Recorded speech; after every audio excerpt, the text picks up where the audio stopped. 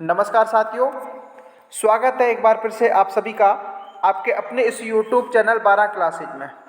जी हाँ दोस्तों, चतुर्थ श्रेणी परीक्षा 2025 की तैयारी करने वाले सभी साथियों के लिए एक बार फिर से हमेशा की तरह ये क्लास भी इम्पोर्टेंट रहने वाली है दोस्तों, जिसमें हम राजस्थान जीके के इतिहास और कला संस्कृति के टॉप 40 मोस्ट इम्पोर्टेंट क्वेश्चंस देखने वाले हैं। जी हाँ दोस्तों, सही सुन रहे हो, आपके कला संस्कृति और इतिहास के 40 प्रश्न आज की क्लास में देखने वाले हैं, जो आपकी परीक्षा में हूबहू सेम की सेम आपके लिए हूबहू परीक्षा में देखने को मिल जाएंगे। तो बस आपको क्लास को बिल्कुल स्किप नहीं करना है, पूरा क्लास को अंत तक जरूर देखना, एक एक प्रश्न को मिलाना। और अगर आप 40 में से 35 प्लस प्रश्न कर रहे हो तो आप समझ लो कि आपका सिलेक्शन पक्का है। बिल्कुल सही सुन रहे हो साथियों, इस चतुर्थ श्रेणी में एक सीट आपकी पक्की है। अगर आप 40 में से 35 प्लस प्रश्न कर रहे हो तो आपको पूरा एक एक प्रश्न को ध्यान से देखना है, लास्ट तक जाना है और लास्ट में कमेंट करके जरूर बताना क्लास कैसी लगती है और कितने प्रश्न सही कर रहे हैं। आज की क्लास हमारी रिवीजन की क्लास रहेगी दोस्तों। मैं आपको कला संस्कृति इतिहास की 5 क्लासें देने वाला हूं, 40-40 क्वेश्चनों की रहेंगी, जिसमें से 20 प्रश्न आपके पेपर में पूछे जाएंगे इतिहास और कला संस्कृति के, और 20 के 20 प्रश्न हूबहू आपकी परीक्षा में देखने को मिल जाएंगे। तो आपको क्लास को ध्यान से देखना है। जितने भी साथी अपने क्लास को जुड़ रहे हैं वो एक बार अपने दोस्तों को शेयर कर दीजिए। और मैं आपसे एक रिक्वेस्ट करूंगा दोस्तों कि पहली बार अपने चैनल से जुड़ रहे हो तो एक बार पूरे क्लास को देखना है और अच्छी लगे तो सब्सक्राइब करके जरूर रखना, क्योंकि रोजाना आपको अपने इस चैनल पर शाम को 7 बजे मॉडल टेस्ट पेपर और इम्पोर्टेंट क्वेश्चंस की क्लासें देखने को मिलती हैं। तो जुड़ना नहीं भूलना है। सभी साथियों से निवेदन रहेगा कि चैनल पर पहली बार हो तो सब्सक्राइब जरूर करें। अंतिम समय में आपके लिए रामबाण क्लासें साबित रहने वाली। चलिए आज की क्लास को हम शुरू करते हैं। पहला प्रश्न आपके सामने रहेगा, हर प्रश्न आपकी परीक्षा के लेवल का रहेगा साथियों, हूबहू आपके परीक्षा में देखने को मिल जाएंगे दोस्तों। बस पूरा क्लास को देखना। मैं हमेशा बोलता हूं, प्रश्न को पहले ध्यान से पढ़ना है, उसके बाद आपको हर प्रश्न का राइट आंसर कमेंट करके बताना है। चलो पहला प्रश्न आपके सामने रहेगा, बम रसिया किस क्षेत्र का प्रमुख लोक नृत्य? स्टार लगा लो साथियों, पूछा गया प्रश्न है, हूबहू आपकी परीक्षा में देखने को मिल जाएंगे साथियों। क्लास को पूरा देखना, हमेशा बोलता हूं मैं। बम रसिया क्षेत्र का प्रमुख लोक नृत्य किस क्षेत्र का है? मारवाड़ क्षेत्र का, शेखावाटी क्षेत्र का, अलवर भरतपुर का या जालौर का? सभी साथी जुड़ रहे हैं ना? सभी कमेंट करके बताएं। 5 सेकंड का समय रहेगा, हर प्रश्न का राइट आंसर कमेंट करके चलना। देखिए कमेंट करोगे तो आपको लंबे समय तक चीजें याद रहती हैं। जी हाँ सभी साथी, बहुत बढ़िया, सभी का कमेंट आना चाहिए। बम रसिया जो क्षेत्र है, बम रसिया जो नृत्य है, वो आपके अलवर भरतपुर क्षेत्र से देखने को मिलेगा साथियों। किससे मिलेगा? अलवर भरतपुर क्षेत्र से देखने को मिल जाएगा। सी विकल्प इस क्वेश्चन का सीधा राइट आंसर चला जाएगा। बिल्कुल सही साथियों, सही बात है, सी विकल्प सभी का राइट आंसर हो जाएगा। अब देखो यहाँ से और प्रश्न पूछे जाते हैं साथियों। एक प्रश्न आपका पूछा जाता है कि मारवाड़ क्षेत्र का नृत्य कौन सा है? तो आपको ध्यान रख लेना, गोडला नृत्य। कौन सा नृत्य? गोडला नृत्य मारवाड़ क्षेत्र से संबंधित देखने को मिलता है। एक प्रश्न आपका हमेशा पूछा जाता है कि शेखावाटी क्षेत्र से संबंधित नृत्य कौन सा है? तो 2 नृत्य आपको शेखावाटी क्षेत्र से संबंधित देखने को मिलते हैं। एक तो मिलता है आपका गीदड़ नृत्य, जो कई बार परीक्षा में पूछा गया है, और एक मिलता है आपका कच्ची घोड़ी। कौन सी घोड़ी? कच्ची घोड़ी नृत्य भी आपका शेखावाटी क्षेत्र से संबंधित देखने को मिल जाएगा। शाबाश। एक नृत्य आपका पूछा जाता है जालौर से, और जालौर का नृत्य आपको ढोल नृत्य देखने को मिलता है साथियों। ये प्रश्न भी आपका पूछा जाता है। तो इतनी सारी चीजें आपको क्लियर मैंने करा दी हैं। क्लास अच्छी लगे तो लाइक करना, शेयर करना, और चैनल पर पहली बार हो तो सब्सक्राइब करके जरूर रखें। रोजाना आपको अपने चैनल पर क्लासें देखने को मिलती हैं। चलो अगले प्रश्न की ओर बढ़ो। शाबाश। अगला प्रश्न क्या कह रहा है? बहुत अच्छा प्रश्न है साथियों, प्रश्न को पढ़ो पहले। जब तक आप प्रश्न को ध्यान से नहीं पढ़ोगे तब तक आप उसको समझ नहीं सकोगे। प्रश्न क्या कह रहा है कि निम्न में से कौन सा मेला है जो बैलगाड़ी मेले के नाम से प्रसिद्ध है? इंपॉर्टेंट लगा लो भाई, ऐसे प्रश्न पूछे जाएंगे, ऐसे ही प्रश्न आपको हूबहू देखने को मिलेंगे। इसीलिए बोल रहा हूँ कि क्लास को पूरा देखना। अगर आप मिस करते हो तो बहुत नुकसान में जाओगे। पूरा देखना, एक एक प्रश्न को मिलाना, और लास्ट में कमेंट जरूर करना कितने प्रश्न सही कर रहे हो 40 में से, ठीक है ना? और क्लास कैसी लगती है। देखो बैलगाड़ी मेले के नाम से प्रसिद्ध कौन सा है? कैला देवी मेला, करणी माता, शीतला माता, कपिल मुनि। बताओ जल्दी। बैलगाड़ी मेले के नाम से आपके शीतला माता का जो मेला है उसको जाना जाता है साथियों। विकल्प नंबर सी इस क्वेश्चन का राइट आंसर चला जाएगा। वेरी गुड, सभी साथियों का राइट आंसर आना चाहिए, बहुत बढ़िया। सी को जितने भी साथी लॉक कर रहे हैं वो सभी सही रहने वाले हैं। आप सभी से कई बार प्रश्न पूछा जाता है कि शीतला माता का मेला कहाँ पड़ता है, तो चाकसू में पड़ता है, और चाकसू पड़ता है आपके जयपुर में। कहाँ पड़ता है? जयपुर में पड़ता है।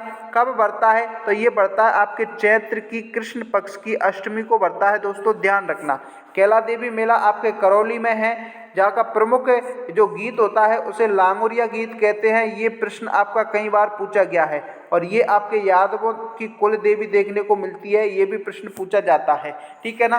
करणी माता मंदिर देशनोक बीकानेर में है, सफ़ेद चूहों की देवी के नाम से इसे जाना जाता है। कपिल मुनि का मेला कोलायत नामक एक स्थान पड़ता है जो बीकानेर में है, वहाँ देखने को मिलता है। तो इतनी सारी चीज़ें मैंने क्लास में पूरी करा दी गई हैं। अच्छी लग रही हो लाइक करें, शेयर करें, सब्सक्राइब करें और दोस्तों को शेयर कर दो। अगला प्रश्न देखो भाई, अगला प्रश्न क्या कह रहा है। अब ये प्रश्न आपका अच्छा है, पूछा गया प्रश्न है दोस्तों, स्टार लगा लो, हूबहू देखने को मिल जाएगा। राजस्थान के झालावाड़ के झालरा पाटन में कौन कौन से पशु मेले आयोजित होते हैं? देखिए, राजस्थान का एक स्थान आता है झालरा पाटन। झालरा पाटन आपके झालावाड़ जिले में है, और यहाँ आपके दो पशु मेले देखने को मिलते हैं साथियों। कितने पशु मेले? दो पशु मेले देखने को मिलते हैं। एक तो मिलता है आपका गोमती सागर पशु मेला, कौन सा? गोमती सागर पशु मेला। और एक मिलता है आपका चंद्रभागा पशु मेला, कौन सा? चंद्रभागा पशु मेला। अब विकल्पों में जाओ, एक तो गोमती सागर है, एक चंद्रभागा, यानी कि विकल्प नंबर डी इस क्वेश्चन का राइट आंसर जाएगा दोस्तों। बी और सी इस क्वेश्चन का राइट आंसर हो जाएगा।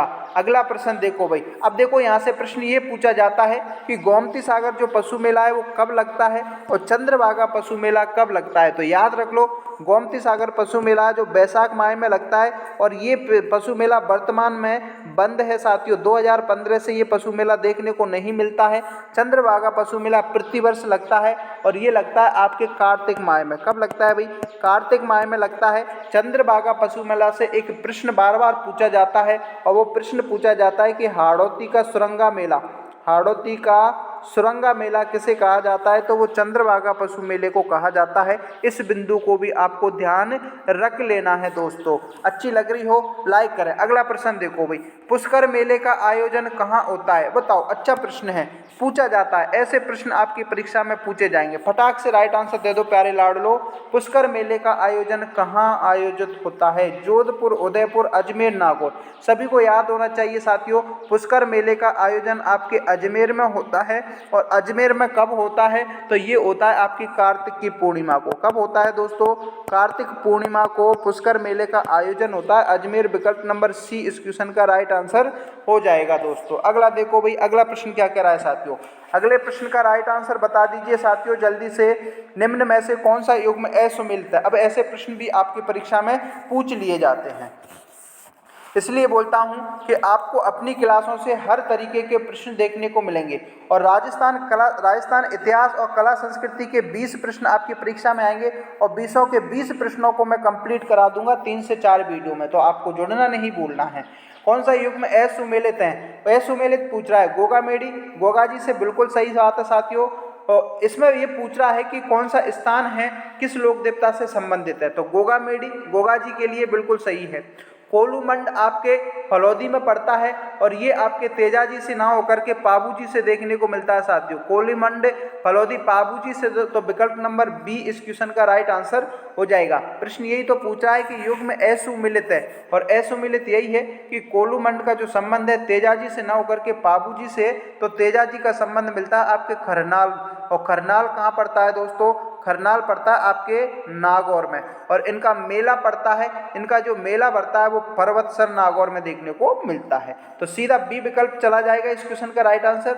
आगे देखें, आसींद जो कि भीलवाड़ा में पड़ता है, जो देवनारायण जी से संबंधित रखता है, बिल्कुल सही है। और बोडेल है जो कि आपके हड़बूजी से संबंधित रखता है। तो चलो अगला प्रश्न देखो। अगला प्रश्न क्या कह रहा है भाई, जैसलमेर का गुंडाराज नामक पुस्तक किसने लिखी? वेरी वेरी इंपॉर्टेंट क्वेश्चन है दोस्तों, स्टार लगा लो जितना हो सके उतना। ये प्रश्न आपकी हर परीक्षा में पूछा जाता है। जैसलमेर का गुंडा राज नामक पुस्तक किसने लिखी थी? आपकी हर शिफ्ट में किसी न किसी शिफ्ट में सीधा हूबहू छपेगा, देख लेना दोस्तों। जैसलमेर का गुंडा राज नामक पुस्तक क्या डॉक्टर सुधींद्र ने लिखी थी? डॉक्टर सीताराम लालस ने लिखी थी क्या? सागरमल गोपा ने लिखी या मुंशी देवी प्रसाद ने लिखी थी? फटाक से इस क्वेश्चन का राइट आंसर दे दो मेरे प्यारे लाडलो। कैसी तैयारी है? आप अपना आकलन स्वयं करो दोस्तों। अगर आप 35 प्लस प्रश्न सही कर रहे हो तो आप सिलेक्शन की दौड़ में हैं और मान लो कि आपकी चतुर्थ श्रेणी की एक सीट पक्की है। ध्यान रख लेना, इसलिए बोलता हूं कि अंतिम समय में अभ्यास बहुत जरूरी है। मॉडल टेस्ट पेपर निकालो, रिवीजन रखो, और रिवीजन की क्लास अब अपनी स्टार्ट हो गई हैं। जैसलमेर गुंडा राज नामक पुस्तक के लेखक आपके सागरमल गोपा है दोस्तों। कौन है? सागरमल गोपा। विकल्प नंबर सी इस क्वेश्चन का राइट आंसर चला जाएगा प्यारे साथियों। कौन सा? सी विकल्प सही रहेगा। शाबाश। अगला प्रश्न देखो। अब ये प्रश्न है, ये प्रश्न कई बार पूछा जाता है, कई बार सीधा प्रश्न आपकी परीक्षा में पूछा जाता है। और प्रश्न क्या पूछा जाता है कि रखन और चूप आभूषण किस अंग के हैं? फिलहाल ही आपकी पटवारी भर्ती परीक्षा हुई थी, उसमें पूछा गया था। रकन और चूप आपके कान के हैं क्या, दांत के हैं, नाक के हैं या सिर के हैं? सभी विद्यार्थियों को याद होना चाहिए, अगर ये प्रश्न आपका गलत है तो आपको कुछ भी नहीं आता। सभी को याद होना चाहिए, रकन और चूप आपके दांत का आभूषण है दोस्तों। किसका आभूषण है?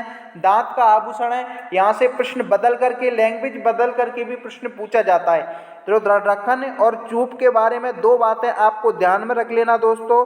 रकन वो होता है जिसमें सोने की परत चढ़ाई जाती है। सोने की क्या चढ़ाई जाती है? परत चढ़ाई जाती है, उसको रकन कहा जाता है। और चूप होता है जिसमें सोने की कील ठोकी जाती है दोस्तों। क्या ठोकी जाती है?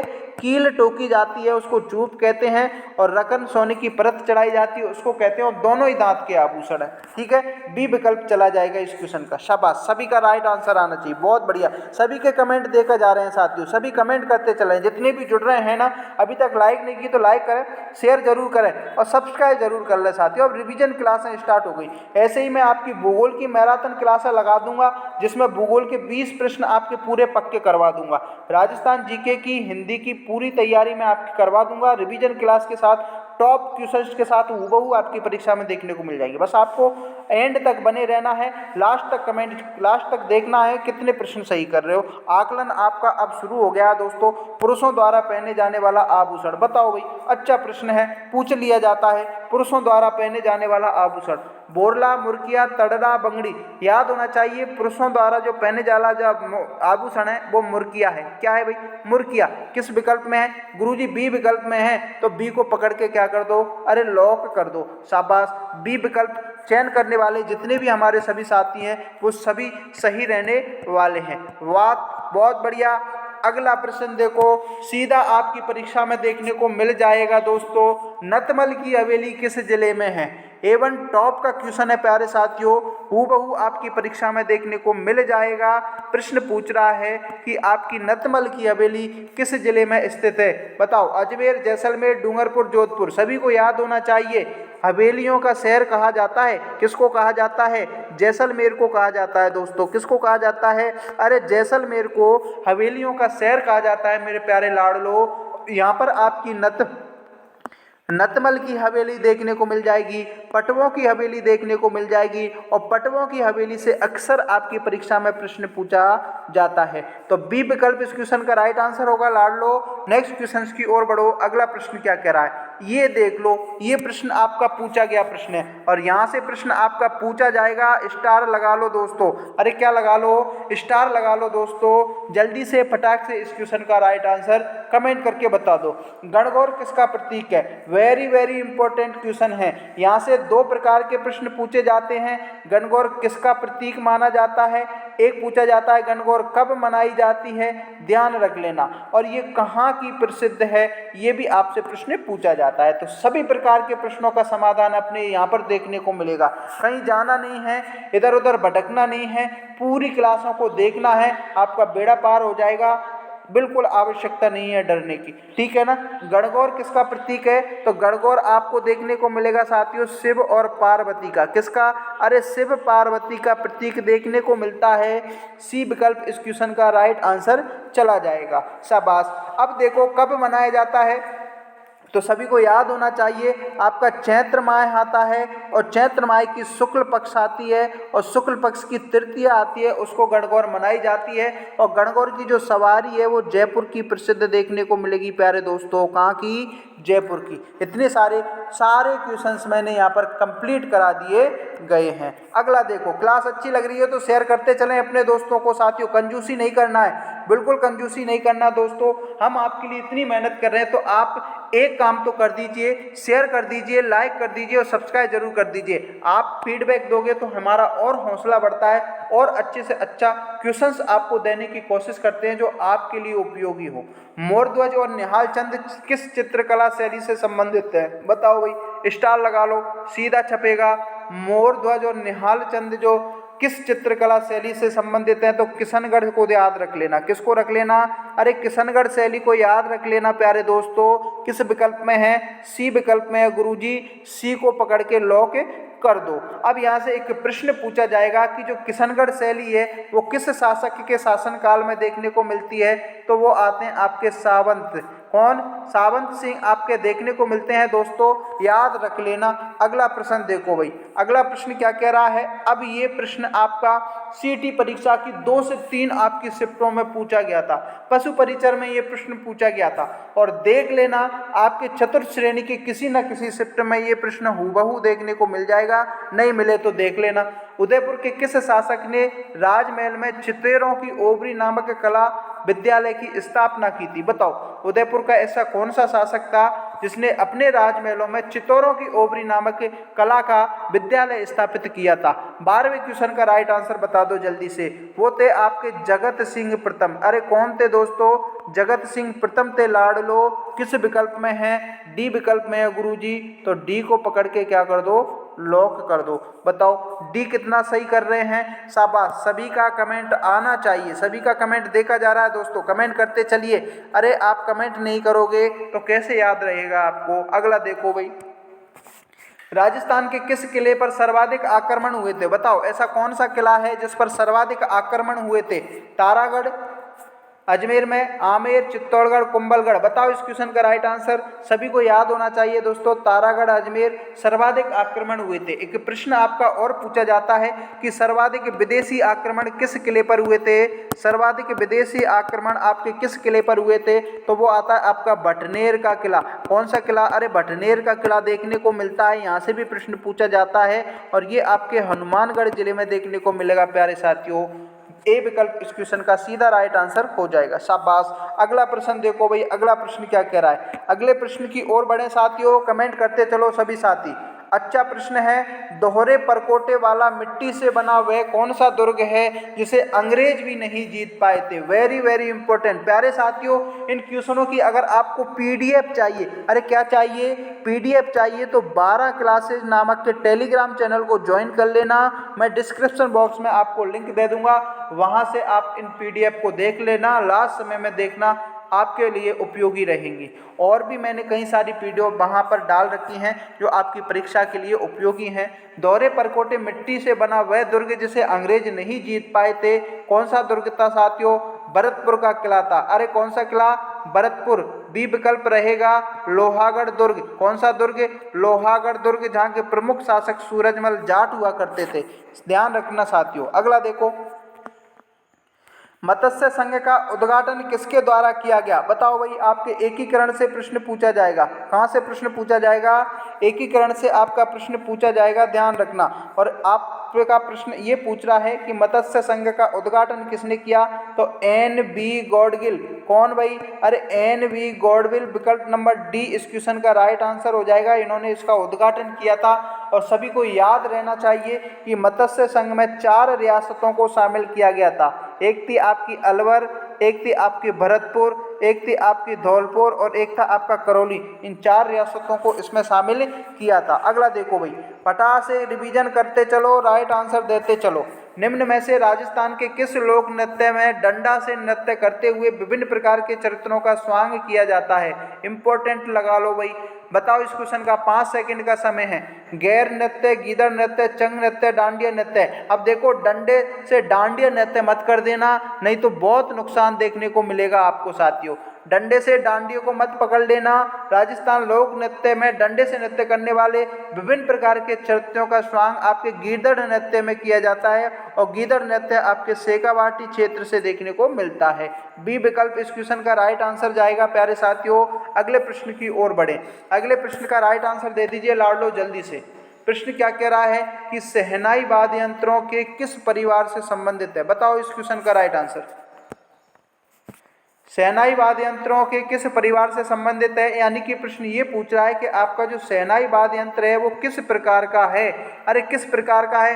वाद्य यंत्र आपके 4 प्रकार के देखने को मिलते हैं और शहनाई की बात करें तो ये आपके सुशिर वाद्य यंत्र देखने को मिलता है। सुशिर वाद्य यंत्र वो यंत्र होते हैं साथियों जिन्हें फूंक से बजाया जाता है। किससे बजाया जाता है? फूंक से बजाया जाता है। एक वाद्य यंत्र होते हैं तत् वाद्य यंत्र जो तार के बने होते हैं। फिलहाल विकल्प नंबर बी इस क्वेश्चन का राइट आंसर चला जाएगा साथियों। अगला देखो भाई, अगला प्रश्न क्या कह रहा है।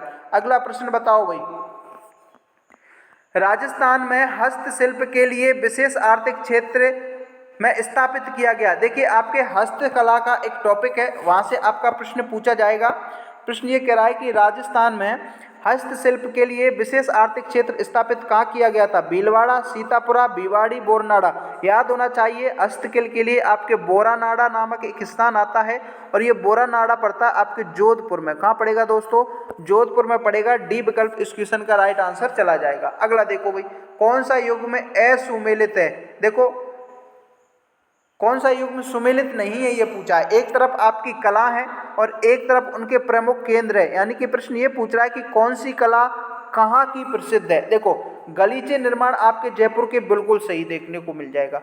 अजरक प्रिंट आपकी बाड़मेर से है दोस्तों, यहाँ से प्रश्न पूछा जाता है। थेवा कला आपके सीकर से है क्या? ये बिल्कुल गलत हो जाएगा दोस्तों। तो विकल्प नंबर सी इस क्वेश्चन का सीधा राइट आंसर चला जाएगा। थेवा कला सीकर की ना होकर के प्रतापगढ़ की है साथियों। कहाँ की है प्यारे दोस्तों? थेवा कला आपकी प्रतापगढ़ की है और कठपुतली आपके उदयपुर की देखने को मिल ही जाएगी। तो सी सही होगा इसका। अगला देखो, कमेंट करते चलिए सभी साथी। जितने भी साथी जुड़ रहे हैं ना, एक बार शेयर कर दीजिए और क्लास को लाइक नहीं किया है तो लाइक जरूर करें। अगला प्रश्न क्या कह रहा है? अब आपके महोत्सव से प्रश्न पूछे जाएंगे। प्रश्न ये पूछ रहा है कि शिल्पग्राम महोत्सव कहाँ मनाया जाता है। देखिए शिल्पग्राम महोत्सव की बात करें ना दोस्तों तो ये आपके उदयपुर जिले में मनाया जाता है। उदयपुर को जिलों की नगरी कहते हैं।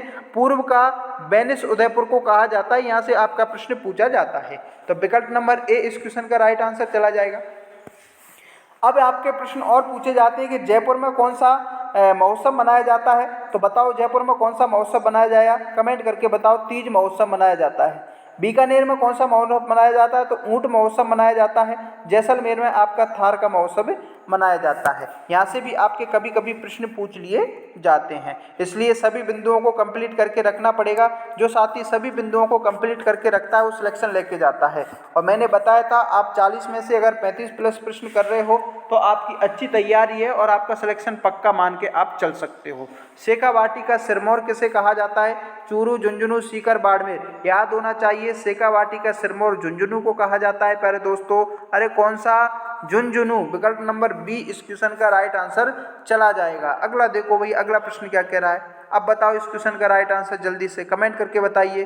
राजस्थान के किस लोक देवता का लक्ष्मण जी का अवतार माना जाता है? बताओ राजस्थान के ऐसे कौन से लोक देवता हैं जिनको लक्ष्मण जी का अवतार माना गया है? Goga ji, option number B Ramdev ji, option number C Pabu जी, ऑप्शन नंबर डी देवनारायण जी। बताओ इस क्वेश्चन का राइट आंसर। 5 सेकंड का समय प्यारे लाडलो, फटाक से छाप दीजिए इस क्वेश्चन का राइट आंसर। लक्ष्मण जी के अवतार आपके पाबू जी देखने को मिलते हैं दोस्तों। और पाबू जी को ऊंटों के देवता के नाम से भी जाना जाता है। ऊंटों के देवता किसे माना जाता है? पाबू जी को। एक प्रश्न आपका यहाँ से अक्सर पूछा जाता है कि मारवाड़ में सर्वप्रथम ऊंट लाने का श्रेय किसे दिया जाता है? तो पाबू जी को दिया जाता है। तो सी विकल्प इस क्वेश्चन का राइट आंसर चला जाएगा। अगला देखो भाई, अगला प्रश्न क्या कह रहा है साथियों। निम्नलिखित में से किस अवसर पर, ये बहुत अच्छा प्रश्न है, आपके ध्यान रखना दोस्तों, निम्नलिखित में से किस अवसर पर राजस्थानी महिलाएं लहरिया बांध की ओढ़नी पहनती हैं? देखो लहरिया बांध की ओढ़नी किस अवसर पर पहनी जाती है? बच्चे के जन्म पर, तीज पर, होली पर, अक्षय तृतीया पर। कमेंट करके बताओ जल्दी से। लहरियाबाद की ओढ़नी आपके तीज पर पहनी जाती है दोस्तों। किस पर पहनी जाती है?